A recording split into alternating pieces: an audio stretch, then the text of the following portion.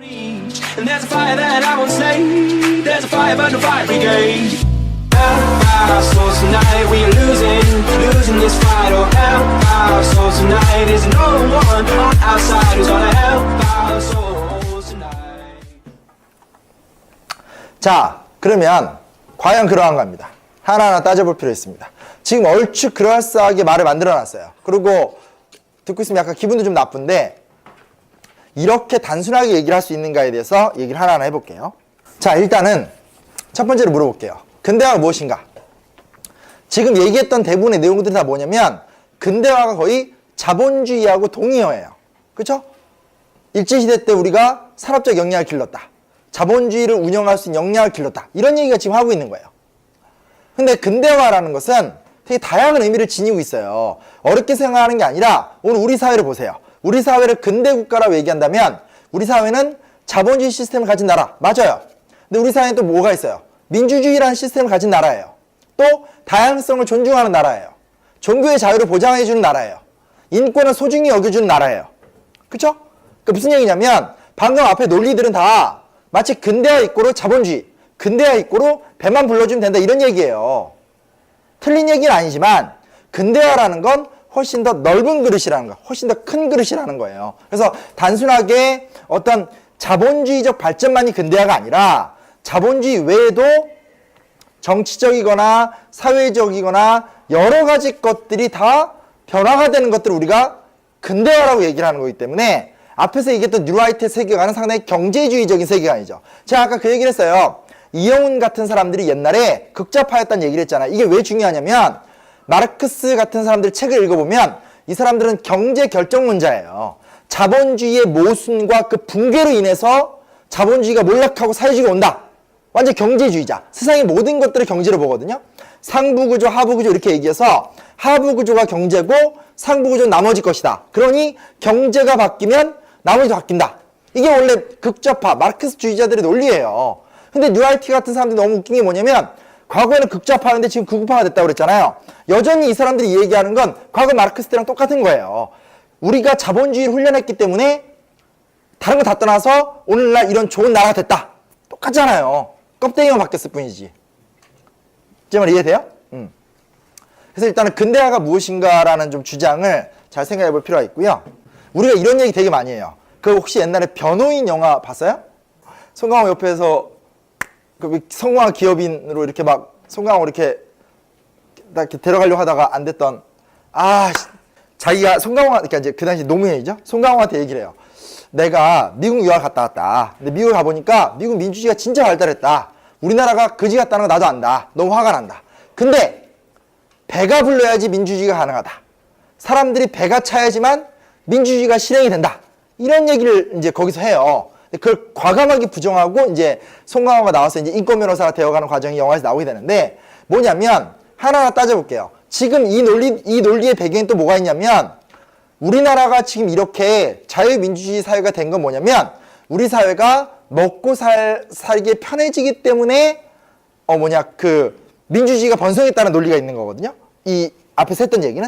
그래서 뭐냐면 요즘 무슨 책까지 있냐면 박정희 압축 민주화를 이끌다라는 책이 나왔어요. 웃기잖아요. 박정희가 되게 유명한 거야. 독재로 유명하잖아. 독재를 한두 해 한 게 아니야. 이승만은 비교도 안 돼요. 이승만 죽어라 해서 13년 했거든요. 박정희 20년 했어요. 심지어 막 머리도 자르고 미니스커트도 막 단속하고 이러던 노래 가사를 막 다 통제하고 이러던 때예요. 근데 그러니까 우리가 통상 생각하는 건 뭐냐면 박정희 하면 독재인데 그 책의 제목은 박정희 압축 민주화를 이끌다는 거예요. 왜냐면 배가 부르면 사람들이 편안해지니까 민주주의를 할 수 있다는 논리예요. 그러니까 이 뉴라이트의 사람들의 배경 뭐냐면 경제 결정론적인 입장을 갖고 있기 때문에 결국 배가 불러야지 민주주의가 되는 거고 누가 배부르게 해줬냐? 이승만과 박정희가 배부르게 해줬다. 그러니까 이승만과 박정희를 통해서 우리나라가 자유민주주의가 발전이 되었다. 이런 얘기가 나오게 되는 거예요. 다 이해되시죠? 근데 따져볼게요. 제가 하나하나 역사는 팩트가 중요해요. 모든 역사학이라는 건 사실을 기초로 얘기하고 사실에 대한 정확하게 엄밀한 해석을 갖고 얘기를 해야지 대강대강 그럴싸한 것들을 꿰어 맞추는 게 역사학이 아니에요. 자, 경제 성장 후에 근대화가 된다? 이런 역사가 없어요. 아예. 예를 들어보세요. 단 한 건도 없어요. 우리나라건 외국 역사건 인류 역사의 단 한 건도 경제적으로 배가 불러진 다음에 민주주의가 발전한다? 그딴 역사가 없어요. 3대 혁명이 있죠. 첫째가 영국 혁명이에요. 영국 청기도 혁명, 영국 명예혁명이 있어요. 두 번째 혁명은 미국 독립혁명이에요. 들어보셨을 거예요. 그렇죠? 세 번째 프랑스 대혁명이에요. 제가 모자라서 못 쓴 건데, 자 보세요. 영국에서 산업혁명이 최초로 일어나요. 언제냐? 18세기 후반이에요. 18세기 후반이니까 1700 뭐 몇 년 이럴 거 아니에요. 그렇죠? 영국에서 일어났던 청기도 혁명이나 명예혁명 같은 경우는 이미 16세기 말 17세기 초반에 일어나요.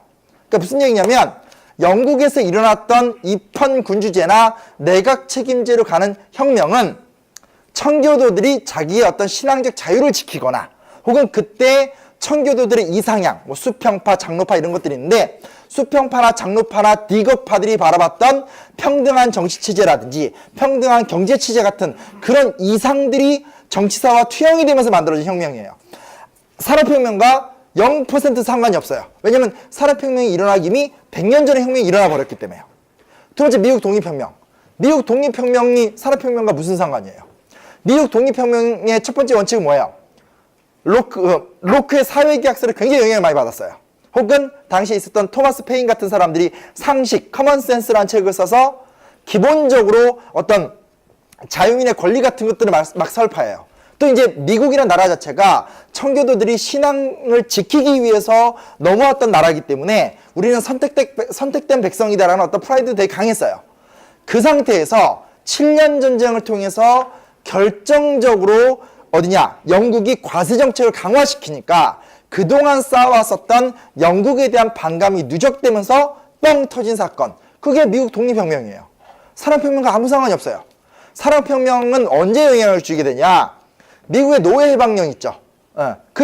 산업혁명이 발전하게 되면서 미국의 북부 같은 경우가 점점 산업화가 되고 남부는 이제 대농장이 되니까 남부와 북부의 이해관계가 달라지는 거예요. 남부와 북부의 이해관계가 달라지는 상태에서 노예 문제가 사회적 이슈가 되니까 결국은 노예방령이나 남북전쟁이 일어나게 되는 거죠.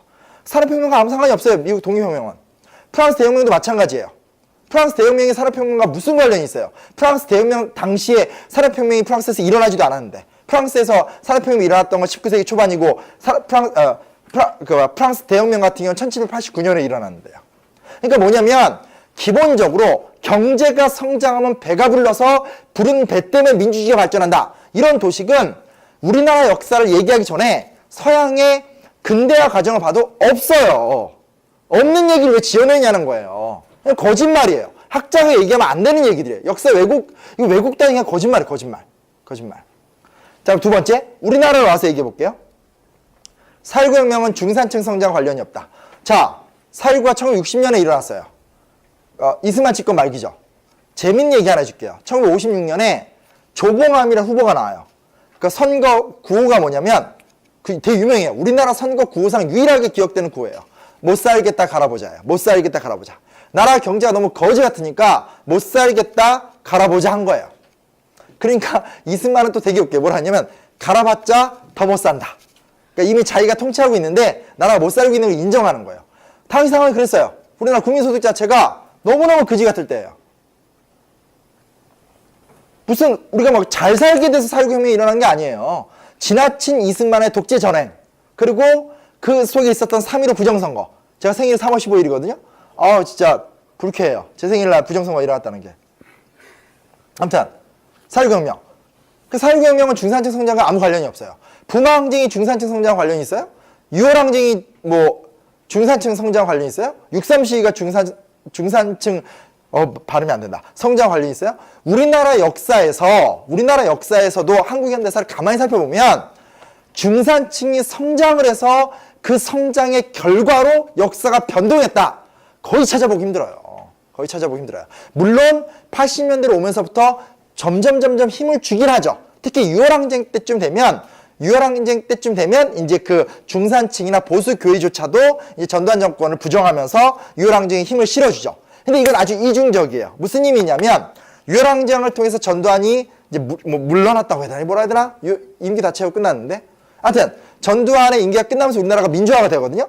근데 그때 물론 중산층이라든지 보수적인 사람들이 유월항쟁을 지지했기 때문에 보다도 온건하고 충격이 좀 적게 우리가 민주화를 이행된 건 맞아요. 근데 문제는 뭐냐면 유월항쟁 한계가 뭐냐? 중산층과 보수 진영이 유월항쟁을 지지하면서 유월항쟁이 굉장히 온건해져 버려요. 그래서 전두 하나 처단하지도 못했죠. 그냥 민주화법으로 이양한 다음에 헌법의 내용을 보면 너무나 지나칠 정도로 대통령의 권력이 다 몰려 있어요. 그리고 나서 지금까지 오고 있는 거예요. 그러니까 사실은 우리 역사를 냉정히 따진다면 중산층의 성장이 우리 역사의 민주주의 발전에 있어서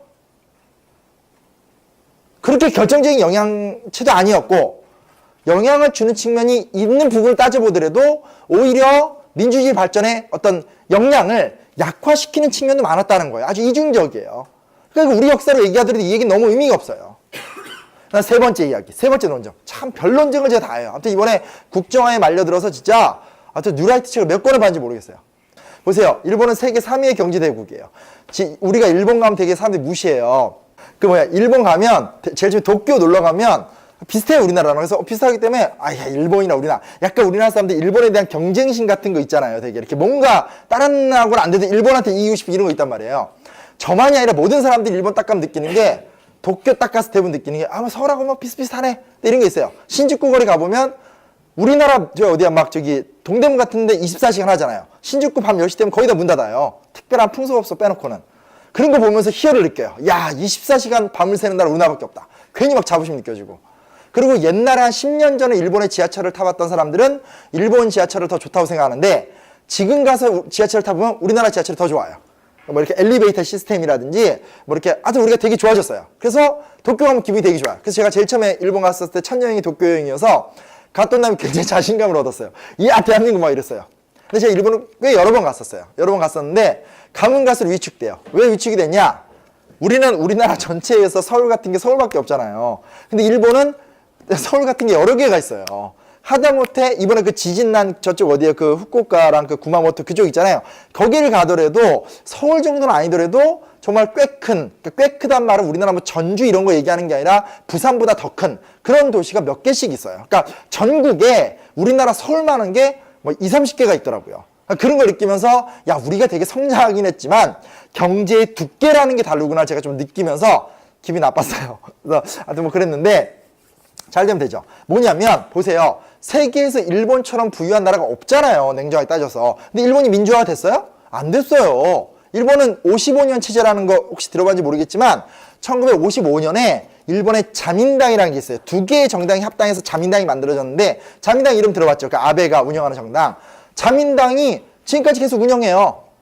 계속 운영해요. 근데 왜 55년 체제가 90년대 초반에 한번 무너져요. 일본의 진보가 한번 무너뜨린 거예요. 일본 진보가 무너뜨려서 3인당 연립정권이 만들어져요. 그때가 호소카 총리, 무라야마 총리 때예요. 아마 무라야마라는 이름 들어봤을 거예요. 우리나라 그 위안부 같은 얘기에 대해서 다음 주에 우리 할 얘기인데 전향적인 발언을 했었던 무라야마, 고노다마 이게 다 일본에서 단 한 번 있었던 진보 정권이에요. 얼마 못 갔어요. 2년 반 갔어요. 2년 반 갔어요. 다시 무너졌죠. 그리고 지금까지 뭐 중간에 일본 민주당 들어서긴 했지만 그 얘기는 조금 별도로 하고 지금까지 계속 자민당이 운영하고 있어요. 일본은 민주화 안 됐어요. 두 번째 중국 민주화 됐어요? 시진핑이 거의 왕국처럼 됐잖아요. 그러니까 무슨 얘기냐면 보세요. 서양 역사를 보든 우리나라 역사를 보든 현재 현존하고 있는 전 세계 각국을 보든 경제가 성장한 후에 근대화가 되는 모델은 없을 뿐더러 경제 성장이 된다고 해서 근대화가 되는 것도 아니라는 거예요. 민주주의는 민주주의적 의식을 갖고 민주주의를 실천하는 사람들에 의해서 만들어지는 별도의 시스템인 거지 배가 불른다고 될 수 있는 문제가 아니라는 거죠. 이론적으로 틀렸다는 얘기예요.